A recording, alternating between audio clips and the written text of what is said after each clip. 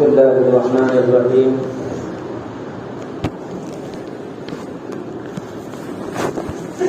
وذكر ابن جرير أيضا في تاريخه أن يزدجرد كتب إلى ملك الصين يستمده فقال للرسول قد عرفت أن حقا على الملوك إنجاد الملوك على من غلبهم فصف لي صفة هؤلاء القوم الذين أخرجوكم من بلادكم فإني أراك تذكر قلة منهم وكثرة منكم فلا يبلغ أمثال هؤلاء القليل الذين تصف منكم فيما أسمع من كثرتكم إلا بخير عندهم وشر فيكم.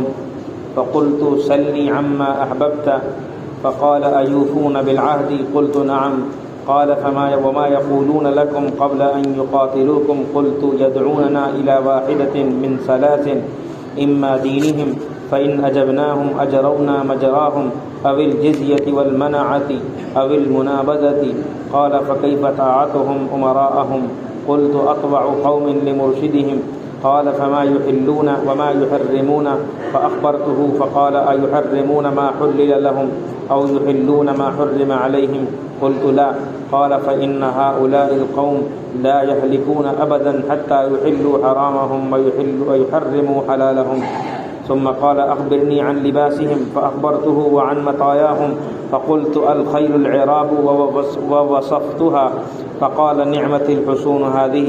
ووصفت له الإبل وبروكها وانبعاثها بحملها. فقال هذه صفة دواب طوال الأعناق. وكتب له إلى يزدجرد إنه لم يمنعني أن أبعث إليك بجيش أوله بمروة وآخره بالصين الجهالة بما يحق علي ولكن هؤلاء القوم الذين وصف لي رسولك صفتهم لو يحاولون الجبال لهدوها ولو خلي لهم سرهم أزالوني ما داموا على ما وصف. فسالمهم وارض منهم بالمساكنة ولا تهجهم ما لم يهجوك.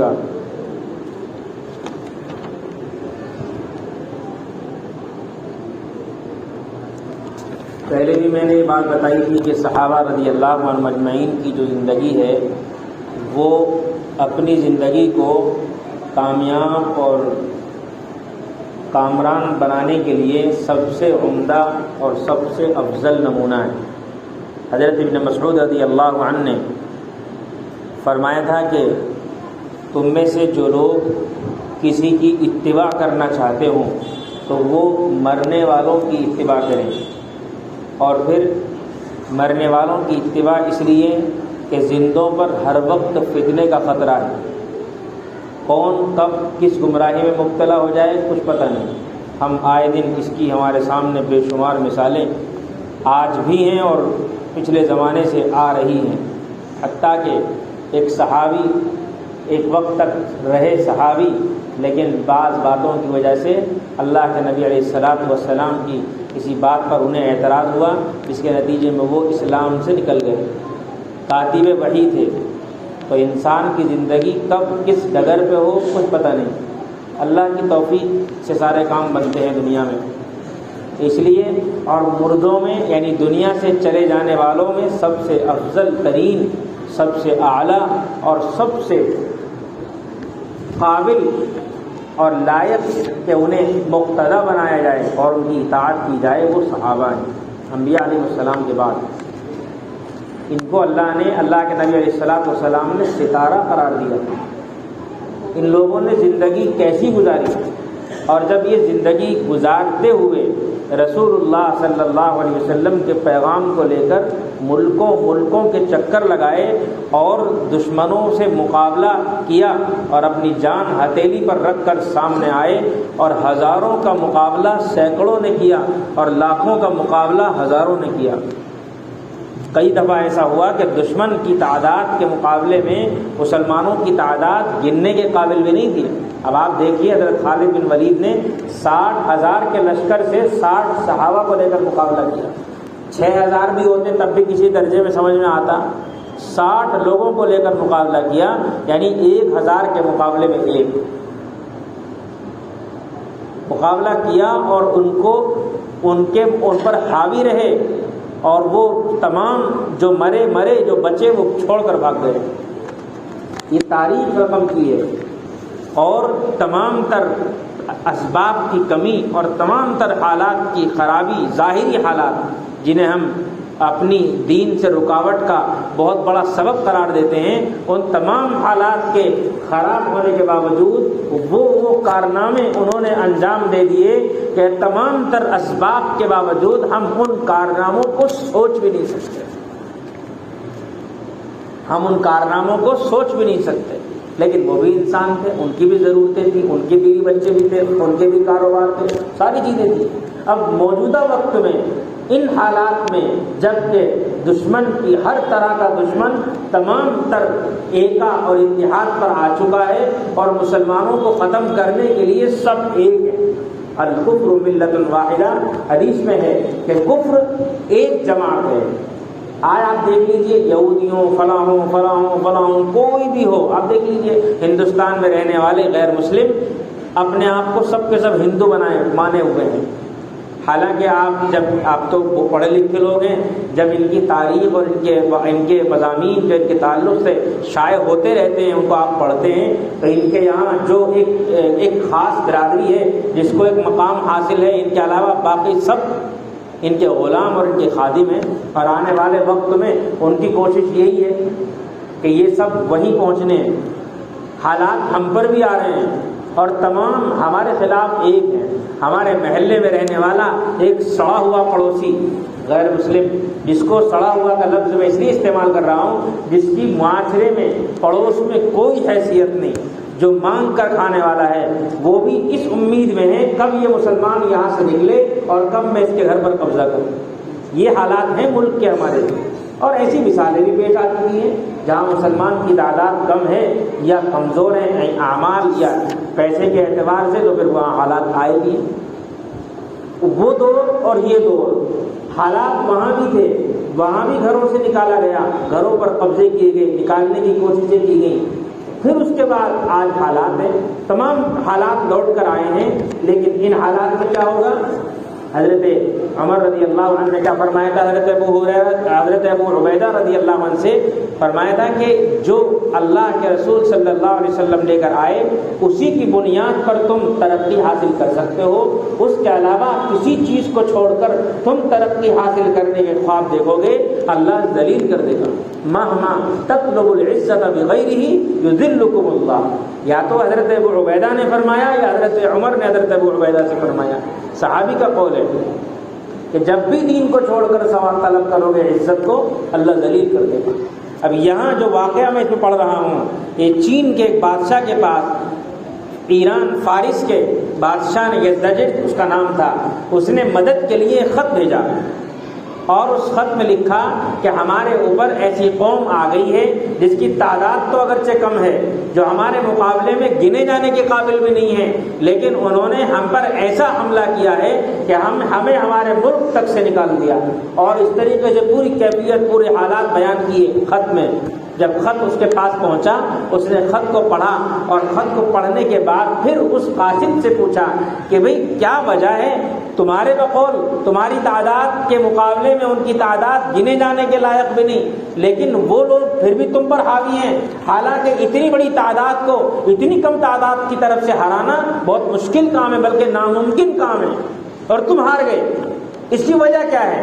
یا تو یہ ہو سکتا ہے کہ کچھ تمہاری اندر ایسی برائیاں ہیں جو در آئی ہیں جس کی وجہ سے تم ان پر قابو نہ پا سکے، اور ان کے اندر کچھ اچھائیاں ہیں جس کی وجہ سے وہ تم پر حاوی ہیں، کہ ذرا مجھے ان کے حالات بتاؤ.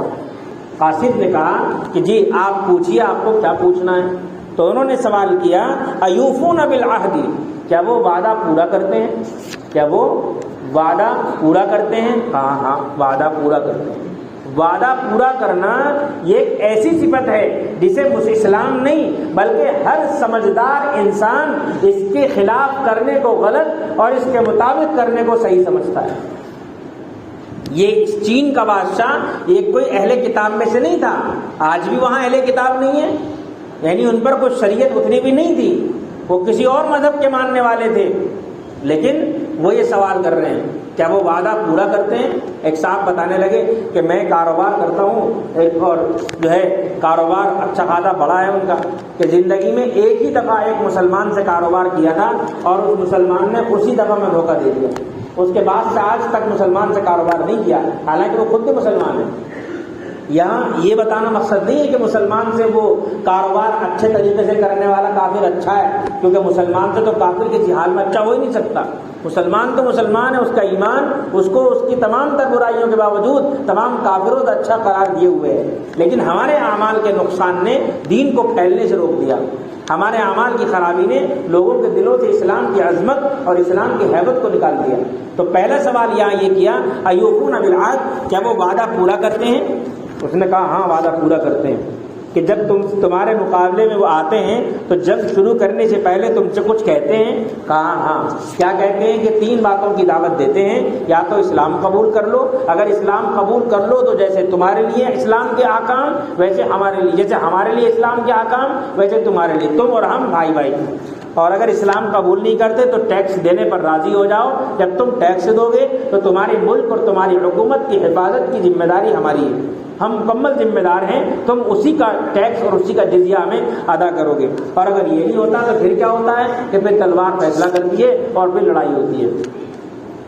پھر پوچھا کہ ان کے درمیان جو ان کے امیر، ان کے ذمہ دار، ان کے جو امیر المومنین کی طرف سے ان کے اوپر جو حاکم مسلط کیے ہوئے ہیں یا ان پر رکھے ہوئے ہیں، ان کی اطاعت کے تعلق سے ان کا کیا طریقہ ہے؟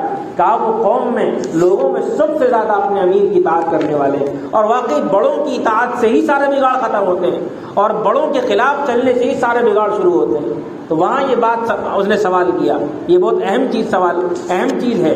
ایک غیر مسلمان کے بارے میں یہ سوال کر رہا ہے کہ وہ اپنے امیر کی اطاعت کرتے ہیں یا نہیں کرتے، تو اس کا جواب یہ دیا کہ اتبع قوم لمرشدہم، اپنے آقا کی سارے لوگوں میں سب سے زیادہ اطاعت کرتے ہیں۔ پھر پوچھا کیا کچھ چیزیں ان کے یہاں ایسی ہیں جس کو وہ حلال قرار دیتے ہوں اور جن کو وہ حرام قرار دیتے ہوں؟ تو پھر اس نے حالات پوری تفصیل بیان کی، کن چیزوں کو حرام کہتے ہیں، کن چیزوں کو حلال کہتے ہیں۔ پھر کہا کہ جو ان کے درمیان حلال کی ہوئی ہیں شریعت کی طرف سے، وہ حرام تو اسے تو حرام کو تو حلال یا حلال کو حرام تو نہیں بناتے، حرام کو حلال اور حلال کو حرام تو نہیں بناتے۔ تو کہا کہ نہیں ایسا نہیں۔ یہ بات میں بیچ میں ایک بات اور عرض کر دوں، موجودہ دور میں نئی چیزیں نئے نام کے ساتھ، انٹرسٹ کے نام کے ساتھ یا مختلف ناموں کے ساتھ۔ ایک صاحب کا میرے پاس فون آیا، عالم تھے، فیس بک پر میں نے دیکھا، انہوں نے کہا گھر بیٹھے کماؤ، تو میں نے بھی دیکھا کہ گھر بیٹھے لاکھوں کمانے کا موقع ہے، اور بہت اچھا۔ میرے ذہن میں یہ تھا کہ یہ جلدی کمائی کا طریقہ ہوگا کوئی ناجائز، اس میں میرے ذہن میں بات آ رہی ہے، چونکہ اس میں بہت لوگ ملوث ہوتے ہیں، اس لیے میں اس کو تھوڑا سا واضح کر دوں۔ اب انہوں نے مجھ سے کہا کہ آپ واٹس ایپ پر آئیے، اپنا واٹس ایپ نمبر دیجیے۔ میں نے واٹس ایپ نمبر دیا، انہوں نے میسج کیا، تو میسج کر کے پھر انہوں نے جو تفصیل بتائی، انہوں نے کسی کمپنی کا نام دیا۔ میں نے کہا کوئی ڈیٹیل، کوئی آپ کا ویب سائٹ یا کوئی ایسی اپلیکیشن یا کوئی ایسا مضمون آپ نے لکھ رکھا ہوگا کہ آپ کا طریقہ کار کیا ہے؟ تو انہوں نے وہ تو نہیں بتایا، اسے تو چھپا گئے، لیکن انہوں نے کمپنی کا نام بتا دیا۔ کمپنی کے نام کے تعلق سے میں نے ویب سائٹ پہ سرچ کیا، دارالعلوم کے فتاوی اس پر موجود ہے پہلے سے، اور وہ طریقہ کار ناجائز۔ مختصر طور پر یہ کہ آپ ایک ممبر بنائیں اور اس میں ممبر بنا کر پھر وہ دوسرا ممبر بنائے، وہ تیسرا ممبر بنائے، وہ چوتھا ممبر بنائے، اور تمام ممبروں کے جو پیسے ہوں گے تمہارے کھاتے میں آئیں گے۔ وہ جتنے ممبر بنائیں گے، وہ جتنے ممبر بنائیں گے، وہ جتنے ممبر بنائیں گے، ہزاروں سینکڑوں لاکھوں جتنے ممبر بنائیں گے، سب کی طرف سے کچھ پرسنٹ تمہارے کھاتے میں آئے گا۔ یہ میں نے مختصر تفصیل بتا دی، اور اس میں اس تعلق سے اگر کبھی آپ کے سامنے کوئی بات آئے تو ضرور علماء سے تحقیق کر لینا۔ یہ مت سوچنا کہ فلاں مولوی کر رہے ہیں، فلاں مولوی کر رہے ہیں اور فلاں دیندار صاحب کر رہے ہیں، اس چکر میں مت پڑنا، بلکہ اس طرح کا کوئی بھی طریقہ کار تجارت کا یا کمائی کا آپ کے سامنے آئے جس پہ آپ کی محنت کچھ نہ ہو، بس دوسروں کو اس پر کھڑا کرنا ہو اور اس کی بنیاد پر پیسے ملنے ہوں، تو اس کی پوری تفصیل ہے، اس کو علماء کے سامنے رکھیں، پھر علماء کی رہنمائی میں آپ وہ کام کرنے کی کوشش کریں۔ اس بات کو دیکھو ہمیشہ یاد رکھیں، عالم لوگ آپ کی نگاہوں میں اور ہماری نگاہوں میں سب سے کم تر سمجھے جاتے ہیں کہ ان کے پاس پیسے نہیں ہوتے، ان کے پاس یہ چیز نہیں ہوتی۔ جب آپ اب یہ دیکھیے، یہ غریب، یہ بیچارے، یہ ضرورت مند لوگ اگر یہ چیزیں حلال ہوتی تو پھر یہ کیوں نہ کرتے، یہ کیوں لمحوں میں مالدار نہ ہو جاتے؟ انہیں کیا ضد ہے ہم سے کہ یہ زبردستی ہمارے کمائی کے راہ میں آڑ بنے ہوئے ہیں؟ نہیں، بلکہ ہمیں غلط کام سے بچا کر صحیح رخ پر لانا چاہتے ہیں، کہ یہ بتانا چاہتے ہیں کہ دنیا ہی سب کچھ نہیں ہے بلکہ آخرت بھی ہے۔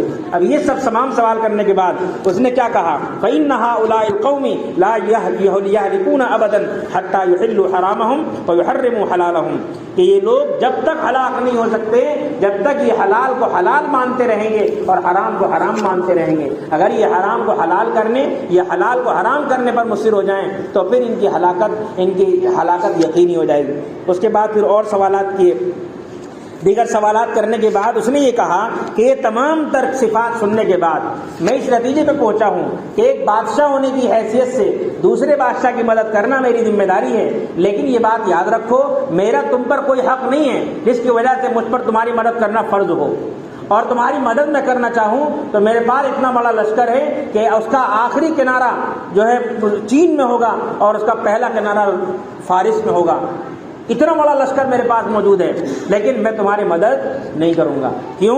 اس لیے کہ یہ لوگ ایسے ہیں کہ جو تم نے ان کی صفات بیان کی ہیں، اگر یہ اس کوشش میں لگ جائیں کہ مجھ تک انہیں پہنچنا ہے تو چند دنوں پر مجھ تک پہنچیں گے اور یہ میری زمین پر بھی قبضہ کر کے رہیں گے۔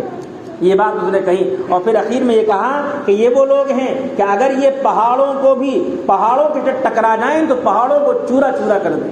یہ چین کے بادشاہ نے لو یحاولون الجبال لہدوها، اور پھر کہا کہ دیکھو میری رائے یہ ہے کہ ان سے صلح کر لو اور جن شرطوں پر یہ راضی رہیں ان شرطوں پر مان کر ان کے ساتھ رہنے پر راضی ہو جاؤ۔ ہاں اگر یہ چھیڑ چھاڑ کریں تو بات الگ ہے، ورنہ جب تک یہ خود نہ چھیڑیں تو تم مت چھیڑنا، کیونکہ تم نے چھیڑ دیا کہ ان حالات میں تو پھر تمہیں چھوڑ لیں گے نہیں وہ۔ اللہ تعالی ہم سب